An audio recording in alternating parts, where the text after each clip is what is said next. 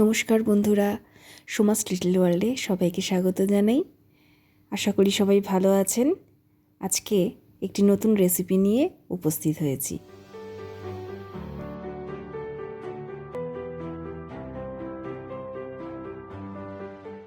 আজকে রান্না করব পুঁই মেটুলি বা পুঁই শাকের ফুল।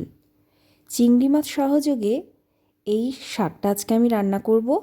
এছাড়াও শুটকি মাছ বা এমনিও এই শাকটা রান্না করা যায়। এই শাকটা রান্না করার জন্য আমি সর্ষের তেল নিয়েছি এবং তাতে একটা শুকনো লঙ্কা এবং কয়েকটা জিরে ফোড়ন দিয়ে তারপরে পেঁয়াজ বাটাটা দিয়ে দিলাম। এরপর আস্তে আস্তে আদা বাটা রসুন বাটা দিয়ে ভালো করে মশলাগুলোকে কষিয়ে নেব। সামান্য একটু লবণ দিলাম এবং যাতে মশলাগুলো পুড়ে না যায় সেই জন্য একটু জলের ছিটে দিয়ে দিলাম। এরপর বেটে রাখা লঙ্কা দিয়ে দিলাম। এখানে আমি শুকনো লঙ্কার কোনো ব্যবহার করিনি, কাঁচা লাল লঙ্কাই বেটে এখানে দিয়েছি। এরপর জিরে গুঁড়ো আর হলুদ গুঁড়ো দিয়ে মশলাগুলোকে ভালো করে কষিয়ে নেব। এরপর কিছুটা টমেটো কুচি দিয়ে টমেটো কুচিগুলো যতক্ষণ না নরম হচ্ছে ততক্ষণ পর্যন্ত এটাকে কষাবো। এরপর চিংড়ি মাছ দিয়ে দেব। এখানে আমি আলাদা করে চিংড়ি মাছ ভাজিনি।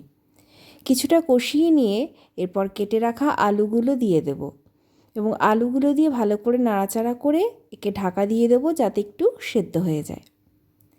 বলা হয় পুঁই শাকের থেকেও এই পুঁই ফুলের মধ্যে গুণাগুণ অনেক বেশি থাকে। এর মধ্যে ভিটামিন বি, সি, এ থাকে, তাছাড়াও থাকে প্রচুর ক্যালসিয়াম আর আয়রন।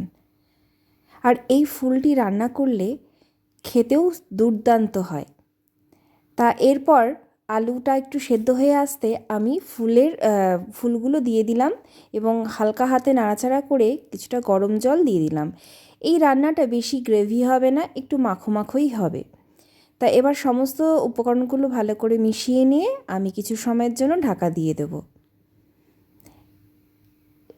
এইবার সমস্ত সবজিগুলো সেদ্ধ হয়ে গেছে। রান্নাটি প্রায় শেষের দিকে। নামানোর আগে কিছুটা কাঁচা সর্ষের তেল আমি ছড়িয়ে দেব। তার আগে কয়েকটা আলু আমি স্ম্যাশ করে দিলাম যাতে গ্রেভিটা একটু ঘন হয়। কাঁচা সর্ষের তেলটা অপশনাল, আপনারা চাইলে দিতে পারেন, না চাইলে নাও দিতে পারেন, তবে দিলে গন্ধটা খুবই ভালো হয়। তা এবার সার্ভ করব এটা গরম গরম ভাতের সাথে। আজই করে দেখুন, রান্নাটি অসম্ভব সুন্দর হয় খেতে। সবাই ভালো থাকবেন, দেখা হবে পরের আরেকটি ভিডিওতে। নমস্কার।